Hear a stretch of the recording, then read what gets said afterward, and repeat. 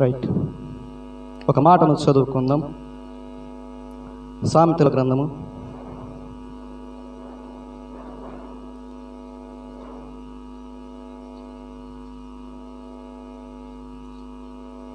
14వ అధ్యాయం.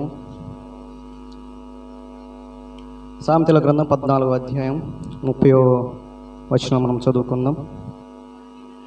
సాత్వికమైన మనస్సు శరీరమునకు జీవము, మత్సరము ఎముకలకు కొల్లు.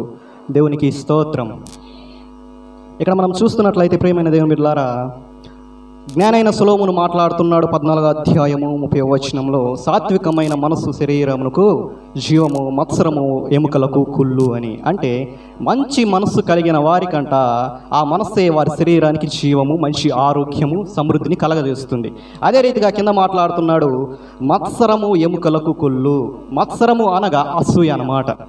అసూయ అనేది ఏమంట, మన ఎముకలకి కుళ్ళు. అంటే మన శరీరానికి, మన దేహానికి అది ఏం చేస్తుంది, హాని చేస్తుంది, ఒక అనారోగ్యాన్ని గురి చేస్తున్నట్టుగా మనం జ్ఞానైన సొలొమోను మాట్లాడుతూ ఉన్నాడు. ఈ దినాన నేను ఏ విషయం గురించి మీకు చెప్పాలని ఆశపడుతున్నానంటే మత్సరము గురించి అన్నమాట.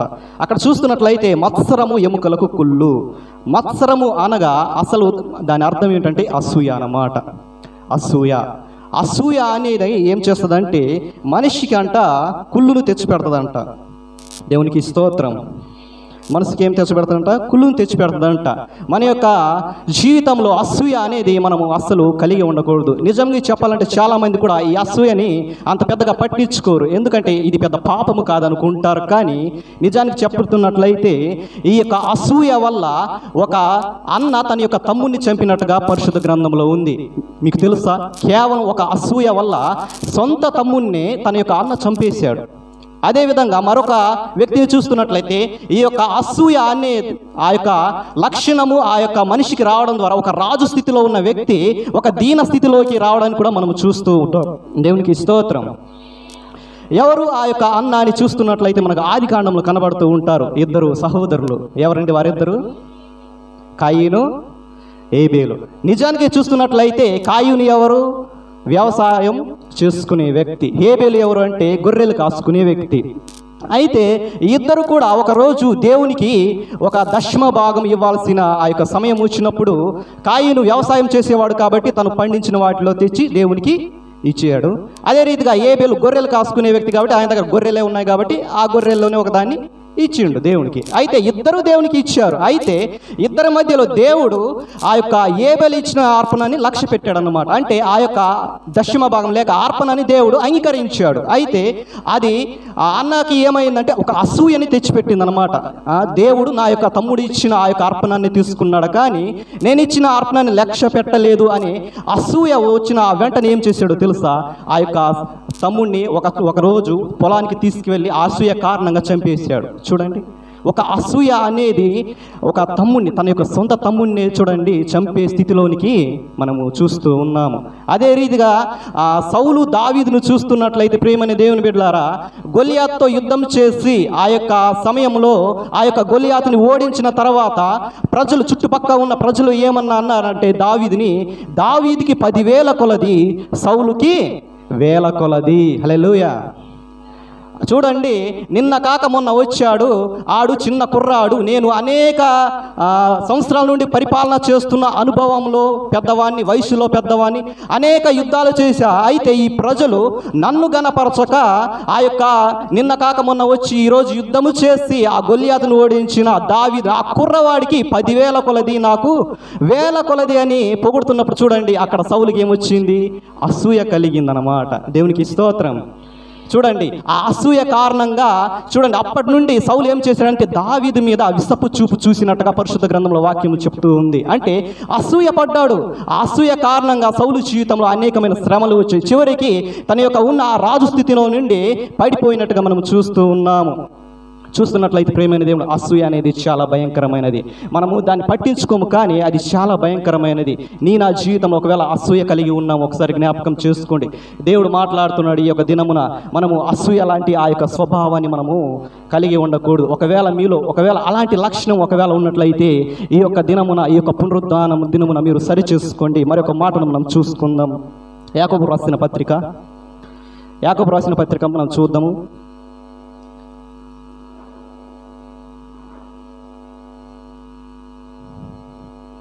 యాకోబు రాసిన పత్రిక 3వ అధ్యాయము 16వ వచనం ఎవరైనా తీసి ఉన్నట్లయితే చదవండి. ఎలయనగా మత్సరమును వివాదమును ఎక్కడ ఉండునో అక్కడి అల్లరియు ప్రతి నీచ కార్యము ఉండును. దేవునికి స్తోత్రం. చూడండి, యాకోబు రాసిన పత్రిక 3వ అధ్యాయం 16వ వచనం స్పష్టంగా వాక్యం ఏమని చెబుతుందంటే, మత్సరము వివాదము ఈ రెండు కూడా ఎక్కడ ఉంటాయో అక్కడ ఏముంటుందంట? అల్లరితో కూడిన ప్రతి నీచ కార్యం, అంటే ప్రతి ఒక్క పాపము అక్కడ ఉంటున్నట్టుగా మనం చూస్తూ ఉంటున్నాము. నిజానికి ప్రేమైన దేవుని బిడ్డలారా, ఒకవేళ నీవు అసూయ కలిగిన స్వభావాన్ని నువ్వు కలిగి ఉన్నావేమో ఒకసారి నువ్వు పరీక్షించుకో. నీ హృదయంలో ఎక్కడైనా అసూయతో కూడిన లక్షణాలు ఉంటున్నాయేమో ఒకసారి జ్ఞాపకం చేసుకో. అలాంటి స్థితిని నువ్వు కలిగి ఉన్నట్లయితే దేవుని వాక్యం సెలవిస్తుంది, నీ హృదయంలో పాపం ఉన్నట్టే, నీ హృదయంలో నీచ కార్యాలు ఉన్నట్టే అని స్పష్టంగా పరిశుద్ధ గ్రంథము మనతో మాట్లాడుతూ ఉంది. నిజానికి ఒకవేళ నువ్వు అసూయని నువ్వు కలిగి ఉన్నట్లయితే ఏముంటది? నీలో పాపం ఉన్నట్టే. వాక్యం అదే సెలవిస్తుంది. కాబట్టి ఎక్కడైతే మత్సరము వివాదము ఉండునో అక్కడ ఏముంటాయంట? ప్రతి నీచ కార్యము ఉంటుంది అని పరిశుద్ధ గ్రంథం సెలవిస్తూ ఉంది. నిజానికి చెప్తున్నట్లు మరి మనం ఎలాంటి స్వభావాన్ని మనం కలిగి ఉన్నాం ఒకసారి జ్ఞాపకం చేసుకోండి. మీరు అసూయ కలిగి ఉన్నట్లయితే ఖచ్చితంగా నీలో పాపం ఉన్నట్టే. పాపం ఉన్న చోట దేవుడి యొక్క వాక్యము ఏమాత్రము కూడా నిలబడదు. ఇప్పుడు ఒక గదిలో చీకటి ఉంటే వెలుతురు ఉంటుందండి? ఉండలేదు. ఒకవేళ వెలుతురు ఉంటే చీకటి ఉండలేదు. అదే రీతిగా నీ హృదయంలో పాపం ఉంటే ఖచ్చితంగా దేవుని యొక్క వాక్యము ఏ మాత్రము కూడా నిలబడదు. కాబట్టి ఒకసారి మీరు జ్ఞాపకం చేసుకోండి, మీ యొక్క హృదయాల్లో దేవుని వాక్యం ఉందా లేక ఆ యొక్క అసూయ మత్సరం ఉందా అని ఒకసారి మీ యొక్క ఆత్మీయ జీవితం మీరు పరీక్షించుకోండి. ప్రియమైన దేవుని బిడ్డలారా, ఈ యొక్క దినాన దేవుడు స్పష్టంగా మాట్లాడుతున్నారు, మీరు దేవుని ఎరిగిన బిడ్డలు కాబట్టి మీరు ఎలాంటి స్వభావాన్ని కలిగి ఉండాలంటే మీరు ఆత్మానుసారమైన స్వభావాన్ని మీరు కలిగి ఉండాలి. గలతీ రాసిన పత్రికలో ఒక చోట ఉంటుంది, ఏమని ఉంటుందంటే వ్యభిచారము, దొంగతనము, మత్సరము, అల్లరితో కూడిన ఆటపాటలు అని ఉండి పైన ఏమని ఉంటుంది తెలుసా? హెడ్లైన్, ఇవన్నీ కూడా శరీర కార్యములు అని అక్కడ స్పష్టంగా రాయబడుతూ ఉంది. నువ్వు ఒకవేళ శరీరానుసారమైన కార్యాలు నువ్వు కలిగి ఉన్నావు ఒకసారి జ్ఞాపకం చేసుకో. దేవుడు అంటున్నాడు నువ్వు ఆత్మానుసారమైన ఫలాలు కలిగి ఉండాలా, ఆత్మానుసారమైన క్రియలు నువ్వు కలిగి ఉండాలని దేవుని ఆశపడుతున్నాడు. అవి ఏంటంటే ప్రేమ, శాంతము, దీర్ఘశాంతము, దయాలతో, మంచితనము, సాత్వికము, ఇలాంటి లక్షణాలు నువ్వు కలిగి ఉండాలని దేవుడు సెలవిస్తూ ఉన్నాడు. ఒకసారి జ్ఞాపకం చేసుకో.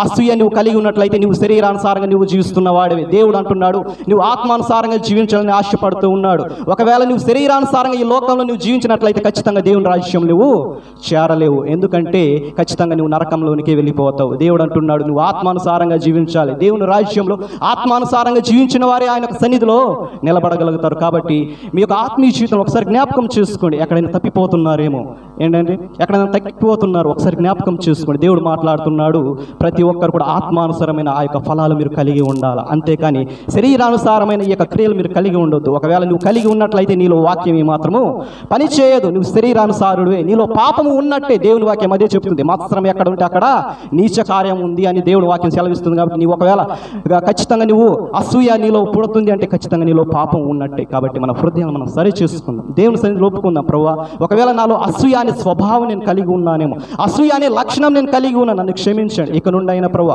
అయా ఈ దినమున ప్రవర్తన మేము విన్నాము మీ యొక్క సన్నిధానంలో ప్రేమ, ఇదిగో తండ్రి, ప్రేమానుసారమైన ఆ యొక్క ఫలాలు మేము కలిగి ఉన్న సహాయం, ఆత్మానుసారమైన ఫలాలు మేము కలిగి ఉన్న సహాయం దయచేయడానికి మనం దేవుని సన్నిధిలో మనం అడిగినట్లయితే ఖచ్చితంగా దేవుడు సహాయం చేస్తాడు. దేవునికి స్తోత్రం.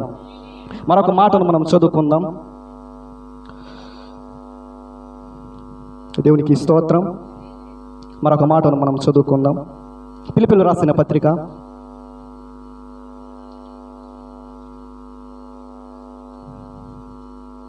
ఫిలిప్పీయులకు రాసిన పత్రిక 4వ అధ్యాయము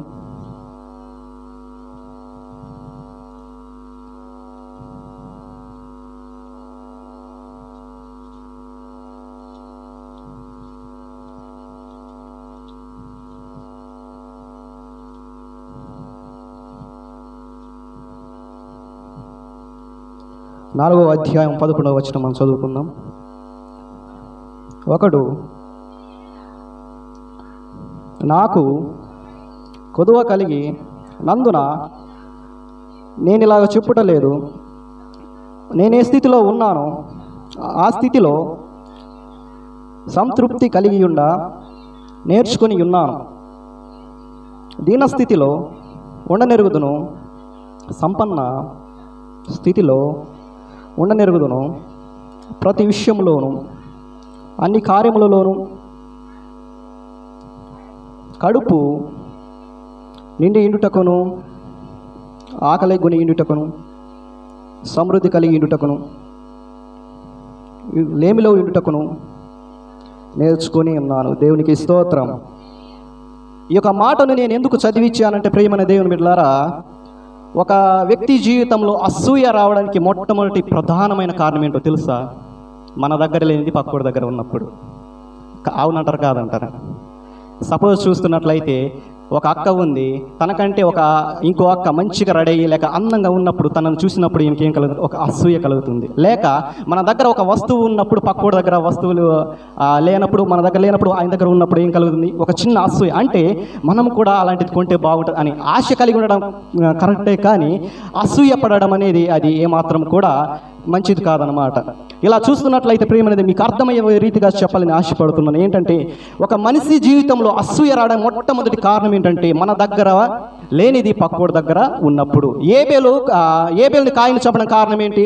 నా అర్పణ లక్ష్య పెట్టలేదు కానీ పక్కోడి లక్ష్య, అంటే నా యొక్క తమ్ముడు అర్పణ లక్ష్య పెట్టాడు. సౌలు కూడా అసూయపడ్డాడు. ఎందుకు? నన్ను 1000 కొలది అన్నారు, దావీదుని 10,000 కొలది అని. అంటే పక్కోడితో కంపారిజేషన్ చేసుకుంటారు అన్నమాట. మన దగ్గరది లేనిది పక్కోడి దగ్గర ఉన్నప్పుడు ఏం కలుగుద్ది? అసూయ అనేది ఖచ్చితంగా ప్రతి మనిషిలో జరుగుతుంది. ఆ యొక్క అసూయ రాకుండా ఉండాలంటే మనం ఏం చేయాలో తెలుసా? పౌలు గారు దానికి ఒక చక్కని చిట్కా చెప్తున్నారు. ఏంటంటే, నీ దగ్గర ఉన్న దాంతో నువ్వు సంతృప్తి కలిగి ఉండు. పక్కోడిది నీకెందుకు? పక్కోడి గురించి నీకెందుకు? నువ్వెందుకు పట్టించుకుంటున్నావని అక్కడ పౌలు గారు అదే చెప్తున్నారు అనమాట. నేను ఏ స్థితిలో ఉన్నా ఆ స్థితిలో సంతృప్తి కలిగి ఉన్నాను. మనిషి జీవితంలో అసూయ రావడం మొట్టమొదటి కారణం ఏంటంటే, నీ దగ్గర ఉన్నది నీ దగ్గర లేనిది పక్కోడి దగ్గర ఉన్నప్పుడే వచ్చేది అసూయ అన్నమాట. కాబట్టి నీ దగ్గర కొద్దుగా ఉన్న ఏదున్నా సరే నువ్వు దాంతో నువ్వేం కలిగి ఉండాలి? సంతృప్తి కలిగి ఉండు. అది కొంచెమైనా ఏదైనా సరైనప్పటికీ కూడా. నీ దగ్గర ఒకవేళ చిన్న బండి, ఒకవేళ ఒక చిన్న స్కూటీ ఉందనుకో, పక్కోడి దగ్గర పెద్ద బండి ఉందనుకో, ఆయన నీ యొక్క బండితో నువ్వు ఏం చేయాలి? సంతృప్తి కలిగి ఉండు. దేవుడు భవిష్యత్తులో ఏమైనా ఆశీర్వదిస్తాడేమో చెప్పలేం కదా. ఈ యొక్క దినాన ప్రియమైన దేవుని బిడ్డలారా, మనిషి జీవితంలో ఈ యొక్క అసూయ అనేది చాలా ప్రమాదకరమైనది. కాబట్టి మన యొక్క ఆత్మీయ జీవితంలో ఈ యొక్క అసూయ మనం అస్సలు కలిగి ఉండవద్దు. మన యొక్క జీవితం ఒకవేళ అసూయ ఉన్నట్లయితే అది ఖచ్చితంగా పాపంతోనే సంబంధం ఉన్నట్టని దేవుని వాక్యం సెలవిస్తుంది. కాబట్టి మనం ఆ స్థితిలో అసలు ఉండవద్దు. పౌలు వాళ్ళే నిజంగా ఏ స్థితి మీరు కలిగి ఉన్నారు ఆ స్థితిలో మీరు సంతృప్తి కలిగి ఉండండి. అంతేకాని పక్కోరి వాటి మీద నువ్వు ఆశించవద్దు. నిర్గమకాండంలో కూడా ఉంది కదా, ఆ 20వ అధ్యాయంలో ఆజ్ఞలు కూడా ఉన్నాయి కదా, నీ పొరుగు అనేది ఏది నీవు ఆశించవద్దు అని అక్కడ ఆజ్ఞల్లో కూడా మనకు తెలియజేస్తూ ఉంది. కాబట్టి మనం పక్కవాడి మీద ఎప్పుడు కూడా ఆశించవద్దు. నువ్వు ఒకవేళ కంపారిజేషన్ చేసుకోవాలంటే ఈ దేవుని సంబంధమైన వాటి మీద కంపేర్ చేసుకో. అతను ప్రార్థన చేస్తున్నాడు, నేను అలా ప్రార్థన చేయాలి. అతను పాటలు పాడుతున్నాడు, నేను అతనికంటే ఎక్కువ ప్రార్థన చేయాలి. అతనికంటే ఎక్కువ నేను పాటలు పాడ. ఇలాంటి వాటి మీద కంపారిజేషన్ చేసుకో. కానీ ఈ లోక సంబంధమైన వాటి మీద నువ్వు అతనితో కంపారిజేషన్ చేసుకోవద్దు.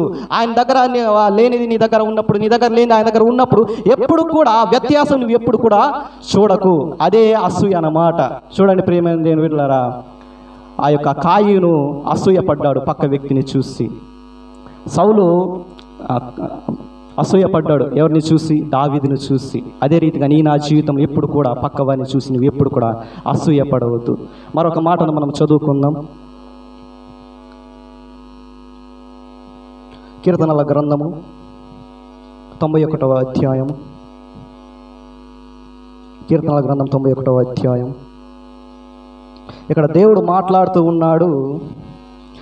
ఆ యొక్క అసూయ లేకుండా మనిషి యొక్క జీవితాన్ని ఏ రీతిగా దేవుడు మారుస్తానంటున్నాడు అంటే చూడండి, 16వ వచనం, 91:16. దీర్ఘాయు చేత అతనిని తృప్తిపరచుదను, నా రక్షణ అతనికి చూపించుదను. దేవునికి స్తోత్రం. చూడండి, ఇందాక నేను చెప్పాను కదా, మనిషి యొక్క జీవితం అసూయ రావడం కారణం ఏంటంటే మన దగ్గర లేని పక్కోడి దగ్గర ఉన్నప్పుడు, తృప్తి లేని జీవితం ఉన్నప్పుడే అసూయ అనేది వస్తుంది. కానీ దేవుడు అంటున్నాడు, నా వైపు చూసినప్పుడు నేను ఏం చేస్తాను? తృప్తి పరుస్తానని దేవుడు మాట్లాడుతున్నాడు. అంతేకాకుండా నా యొక్క రక్షణ అతనికి చూపిస్తానని మాట్లాడుతూ ఉన్నాడు. హల్లెలూయా. ఒకవేళ నీ దగ్గర ఏది కొద్దుగా ఉన్నా సరే నువ్వు దేవుని వైపు చూసి మొరపెట్టినట్లయితే దేవుడు ఇవ్వడానికి సిద్ధంగా ఉన్నాడు. నీ జీవితాన్ని ఆయన తృప్తి పరుస్తాను అంటున్నాడు. కాబట్టి మన యొక్క జీవితంలో దేవుని వైపు చూసినట్లయితే ఖచ్చితంగా ఆయన మన ఎడల ఉన్న కొదువును ఆయన ఖచ్చితంగా తీసేసి ఒక సమృద్ధితో ఆయన నింపడానికి ఇష్టపడుతూ ఉన్నాడు. దేవునికి స్తోత్రం. కాబట్టి ప్రేమైన దేవుని బిడ్డ, మీ దగ్గర ఏ ఉన్నాయి వాటితో మీరు సంతృప్తి కలిగి ఉండండి. ఒకవేళ సంతృప్తి లేకపోతే దేవుని వైపు చూడండి, ఖచ్చితంగా దేవుడు మీకు దయచేస్తాడు. కాబట్టి ఈ దినాన్ని నేను చెప్పబోయే అంశం, ఆ మాట ఏమిటంటే అసూయ యొక్క స్వభావాన్ని మీరు కలిగి ఉండవద్దు. అసూయ అనేది చాలా భయంకరమైన పాపం అన్నమాట. నువ్వు ప్రతి ఒక్కరు కూడా దీన్ని చాలా నెగ్లెక్ట్ చేస్తారు, కానీ ఇది ఘోరమైన పాపంతో సమానం. కాబట్టి ఒకవేళ మీలో అసూయ కలుగుతుందేమో, పక్క వారిని చూసినప్పుడు అసూయ కలుగుతుందేమో, వారు ఏదైనా వస్తువు తీసుకున్నప్పుడు అసూయ కలుగుతుంది, వారిని చూసినప్పుడు మీకు అసూయ కలుగుతుందేమో, లేక వారు యొక్క జీవన ఉపాధులు వారు స్థిరపడిపోతున్నారు, నేను ఇంకా ఈ స్థితిలో ఉంటున్నాను, నువ్వు కృంగిపోతూ అసూయ పడుతున్నావేమో. కానీ దేవుడు అంటున్నాడు, నేను నిన్ను తృప్తిపరుస్తాను, నిన్ను ఒక ఉన్నతమైన స్థితిలో నేను ఉంచుతాను, నువ్వు నా వైపు చూసినప్పుడు నా రక్షణ నీకు చూపిస్తాను అంటున్నాడు. హల్లెలూయా.